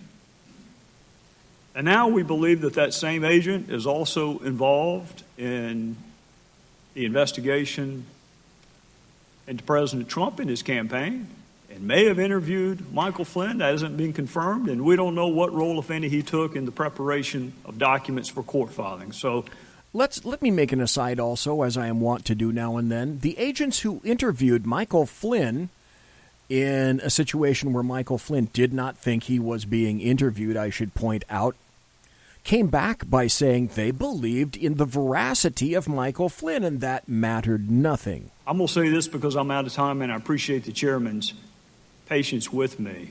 You have a really important job. When all else fails in this country, we want to be able to look to the FBI. We want to be able to look to the Department of Justice. When all the other institutions we trust, including Congress, appear to be broken, we want to be able to look to you. That's his point and my point about saying that it's broken. I can't trust them. And that's this. I'm going to make the point right now, and we'll continue to listen to Trey Gowdy because it is eminently entertaining, if nothing else. But I'm making the point is, when your DOJ is broken, and your FBI is broken, and the NSA is broken, to whom else do you go for veracity or truth or even justice. It's been a really bad 2 years. I am counting on you to... There is no FBI B. There is no FBI or DOJ B. It doesn't exist. Help answer our questions in Congress, our fellow citizens' questions, but I am more than anything counting on you to go back to work for that blindfolded woman holding a set of scales that really doesn't give a whit about politics. That's the FBI that I want. Time of gentleman has expired. Chairman, The director Mr. is Chairman, welcome to respond. Okay, so what happens is that he's not the droid the FBI is looking for, and droid he is. That is to say, Christopher Wray. It's clear in one recent example that a case worked by the FBI regarding the Bundy prosecution in Nevada, which resulted in Judge Gloria Navarro declaring a mistrial, that the FBI wasn't on the up and up in regard to that. The decision to intervene came after U.S. District Court Judge Gloria Navarro declared a mistrial over the government's, quote, willful failure to disclose information to the defense, saying it would have been impossible for the 4 co-defendants to receive a fair trial. And now, because of it, A.G. Sessions has said that maybe it's time to find out why, from the Washington Times. A.G. Sessions orders examination of the Bundy case after a mistrial over prosecutorial bungling. Attorney General Jeff Sessions stepped into the Bundy prosecution after the mistrial, ordering a third-party examination of the case in light of the latest government snafu. The Attorney General takes this issue very seriously and has personally directed that an expert in the department's discovery obligations be deployed to examine the case and advise as to the next step, said Ian D. Pryor, Principal Deputy Director for Public Affairs, in a late Wednesday statement. The decision came after that U.S. District Court Judge, Gloria Navarro, declared a mistrial over the government's willful failure to disclose information. That's purposeful. That's not a misstep. That's not a mistake. That's not an oopsie. The FBI, make no mistake, the FBI was involved in that case. And yeah, their role in the judge's decision is unclear for me because that asks questions that demand answers. Well, that very tense 2014 public land standoff trial involving rancher Cliven Bundy and his sons has been declared a mistrial. Contact 13 investigative reporter Joe Bartels is live at the federal courthouse in downtown with the shocking developments. Joe? Yeah, Yasmin and Dana, all of these details coming down here within the last hour and a half, and within the last 2 minutes outside of federal court here, Cliven's 2 sons have emerged from the courthouse here, and all of his supporters out here, they were holding up signs and asking people to honk, supporting what happened here in court. Now, this trial against Cliven Bundy, his 2 sons, and another man fell apart this morning after a federal judge decided prosecutors failed to turn over key evidence to the defense. This all stems from that armed standoff in Bunkerville, Nevada in 2014. Authorities allege Bundy and his armed supporters clashed with the Bureau of Land Management over cattle grazing rights. Bundy has been lauded as a symbol by some who believe big chunks of land within the American Southwest, including much of Nevada, should be under state control and not the federal government. Back out. Anyway, that was one particular case.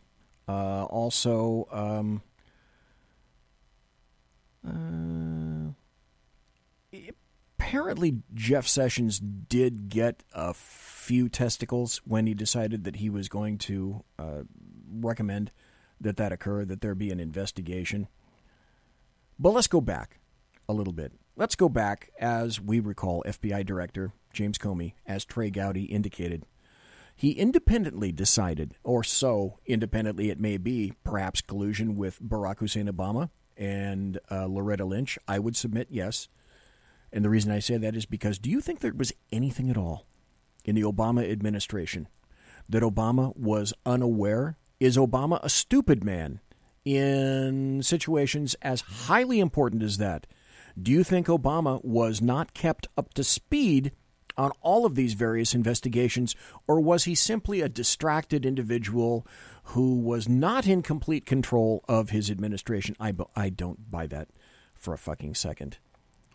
And you remember that Director James Comey recommended in, I think it was July of 2016, that he would not recommend that indictment for Hillary Clinton or even the impaneling of a grand jury, though it wasn't his decision to make. And as I indicated, Loretta Lynch was happy as a little clam to make sure that that decision was made by him publicly as well. They were happy to place that decision right back at the feet of Jimmy the Leak. And in terms of, whatever he decides, that's good enough for us, because I abdicate my job. When it comes to Jimmy the Leak, I abdicate my job and what I'm supposed to be doing. The New York Times said specifically, Attorney General Lynch said she would accept whatever recommendations career prosecutors and the FBI director made. Well, wait, Loretta, isn't that your decision to make? Oh, yes, as a matter of fact, it was. And she made her decision, which is to push it back down. This is radioactive, and I really don't want to be involved in any way, shape, or form. Though, of course, the fix was in. The fix was in. Any logical thinking human being knew that the meeting, the tarmac meeting, that I'm going to go back to between Attorney General Lynch and Bill Clinton at the airport was, can anybody believe that it wasn't? It was just completely coincidental. It was a coinky-dink, and that there wasn't an agreement by Lynch to assure Bill Clinton that Hillary would not be indicted. Judicial Watch filed a FOIA request, and those documents started streaming in as well. And we already know, as Trey Gowdy indicated, that Comey drafted Hillary's exoneration letter literally months before she was even completely interrogated. I have so many other points to make about that, but I think you now have a fairly decent understanding of why it is that sadly I conclude I can no longer trust the FBI. Monsieur has been locked!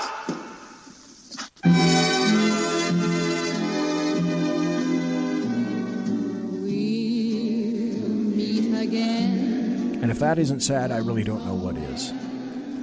Ladies and gentlemen, boys and girls, children of all ages, thanks for listening to the Bloviating Zeppelin's Berserk Bobcat Saloon radio show, live and direct here at the SHR Media Network. If you want to contact me, you can find me on my blog at bloviatingzeppelin.net. I am on Twitter at BZEP, B-Z-E-P. You want to send me hate mail like everybody else, bz at shrmedia.com. My original intro music is by Possessed Tranquility.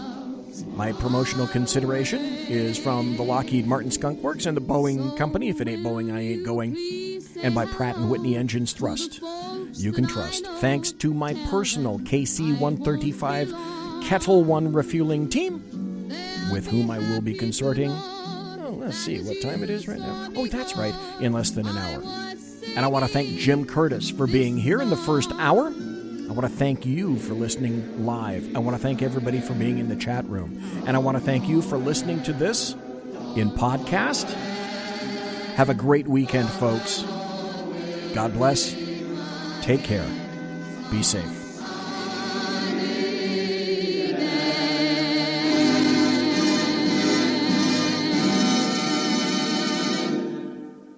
Everybody quiet down now and get some sleep. Night, everybody. Good night, Mama. Good night, Ben.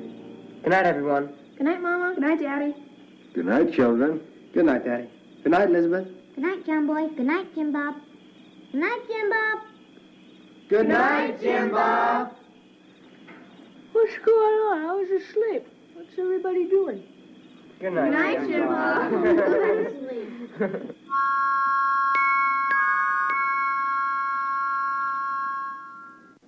Good night, and good luck.